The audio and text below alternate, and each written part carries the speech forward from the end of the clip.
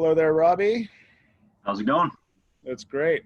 So I am interviewing Robbie Van Noord, a second semester, maybe third semester, second semester. Third semester. Third, yeah, wow, all right. Third semester, ExCo teacher.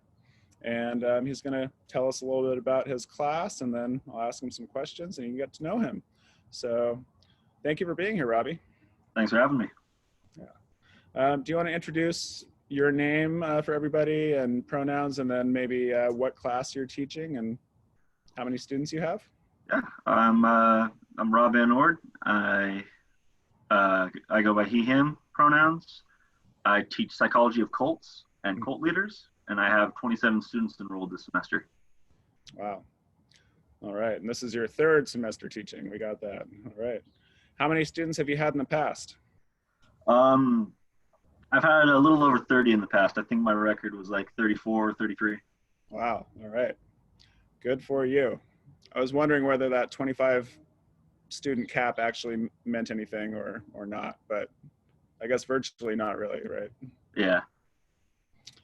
All right. So originally, thinking back to maybe 3 semesters ago, what was your original motivation to teach? So the first class I ever taught was called Psychology of Serial Killers, actually. I'm a criminal justice major, and so something that motivated me to teach is I've learned that teaching other people, whether it's coaching sports teams or lecturing, things like that, it helps reinforce those ideas and things into your own head. And so at the very beginning, I thought it would be a good way for me to continue my practice and learning of the criminal justice system by teaching about it. Wow, awesome. You mentioned coaching. Have you had coaching experience in the past? I have, yeah. I've coached 3 high school water polo teams. Awesome. All right. Something people don't know about me, I coached my high school tennis team for a while after I returned to my hometown. Oh, awesome. Thing, I didn't know that about you. That's great. Yeah. So Robbie, when are you graduating and will you teach again? I'm graduating in the spring, 2021. I plan on teaching again in some form. I'm not exactly sure what that would be about at this point yet, though. Are you planning to teach in the spring? Yeah, it'll be a nice way to go out, with the graduation, and while we're still online, it'll be a fairly straightforward process as well. Yeah, had some practice this semester and last semester. Yeah. All right, great.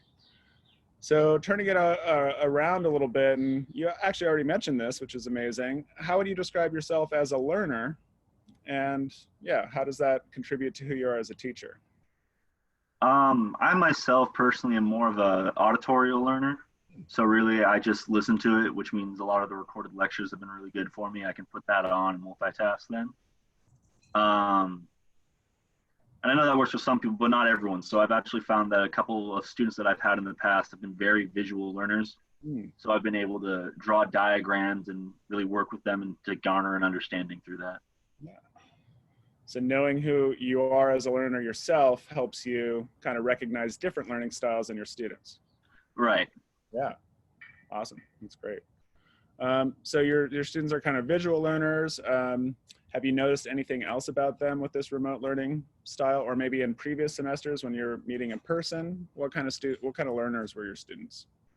I don't know if there's a term for it, but I do definitely think that kind of group conversations really benefit their learning a lot. Because normally if you just ask a group of people, do you guys understand this? Do you need clarification? And then you're kind of faced with that silent blank stare. When I start putting people in groups and they start bringing their own experiences and opinions to the table, it really makes them reach out more and then think critically, oh, wait, now what do you mean by this or that? And they'll get a better understanding then through that.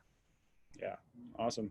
Yeah, smaller groups are always easier to talk to no matter who you are, right? Definitely. Yeah. So what has been exciting about teaching so far? I've loved just spreading a lot of word with my teaching. I always think learning, no matter what it is, whether it's a skill or just intellectual facts, are just super beneficial. So when students are really getting excited for the topics that we talk about through like macabre interests, it's really cool, and it really makes me feel that it's worth the effort that I put in every week. Nice. Yeah. And has anything been surprising about the experience over the last 3 years? Just the amount of support I get from other students. I feel like a lot of people see the concept of student teaching, get worried about being judged by their peers. Um, but I've had very, very supportive people, both as classmates and as friends, that have worked with me through this. Ah, that's amazing.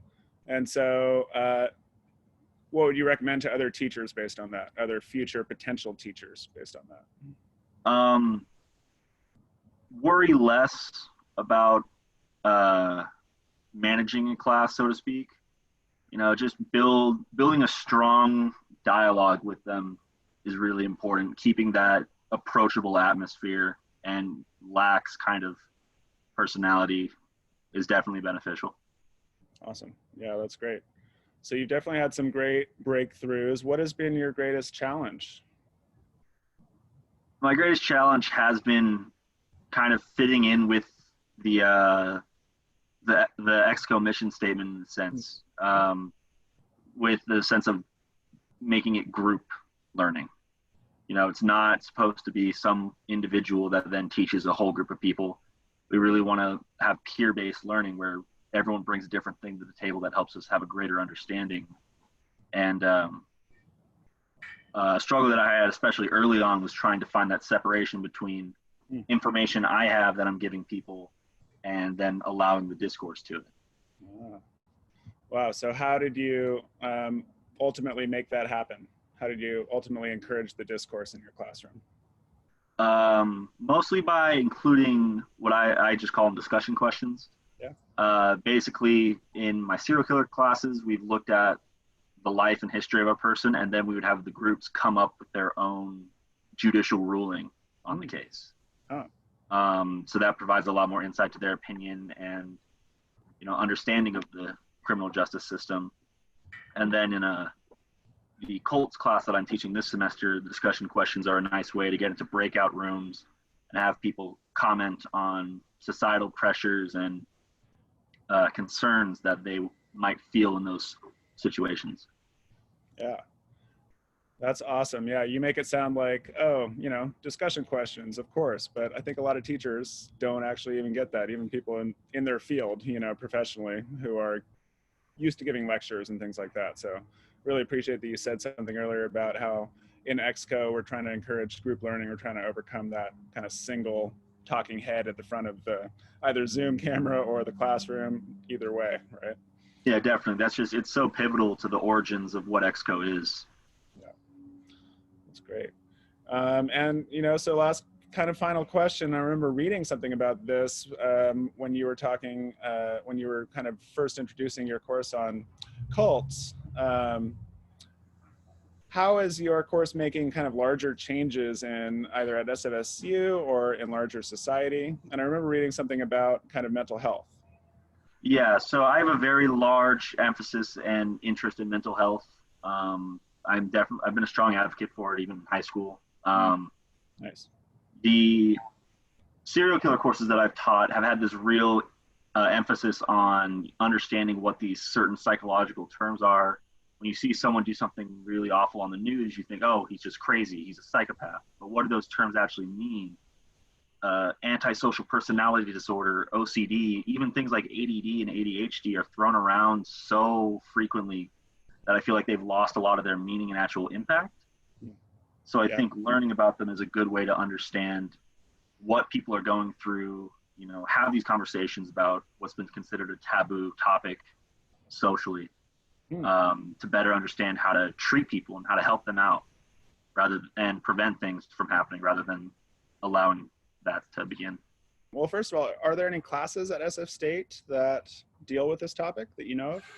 In terms of like the mental health aspects of serial killers or something like that? Oh, no, not in the terms of serial killers or cults, no.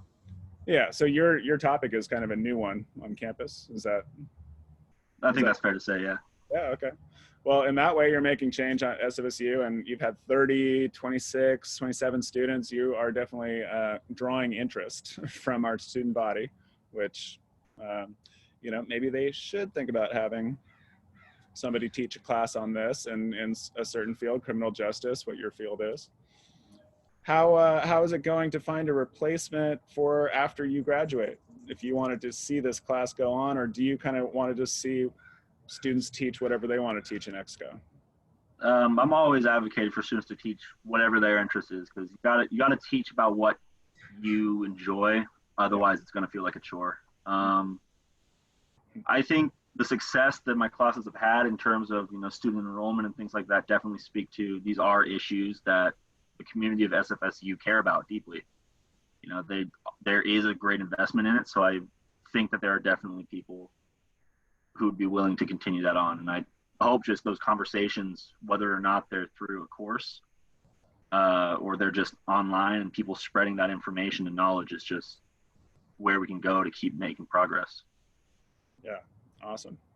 All right, last question. I'd be remiss if I didn't ask you about the club, since you're the new president of the club for this year. What are your kind of base plans for the club, and what's the purpose of the club? The purpose of the club is to really, in my opinion, keep ExCo alive and well. We handle the school litigation, things like that, to keep receiving funding, to make sure that we have enough advertising going out to students in order to get them to teach. Mm-hmm. We have a couple great group activities planned. I've talked with our Vice President Remy and our Treasurer Reneen. And we do have coming up, I believe it was October 26th. I believe is the proper date, that Friday. We're going to be holding sort of a kind of social event for people that are interested. We'll have a link that'll be going out to our Discord channel. Great. Where we can have people access that. And then we also have a movie night planned and a couple just get-together events to get people interested and involved with the club. Awesome. All right, well, let me know about those awesome events on this newsletter as well. We'll get the word out to faculty and students through the newsletter, through Discord, through Reneen is doing an awesome job in our social media with Instagram and Twitter. So yeah, we're doing great. And I really appreciate your work in the club. And all right, thank you for heading this for us.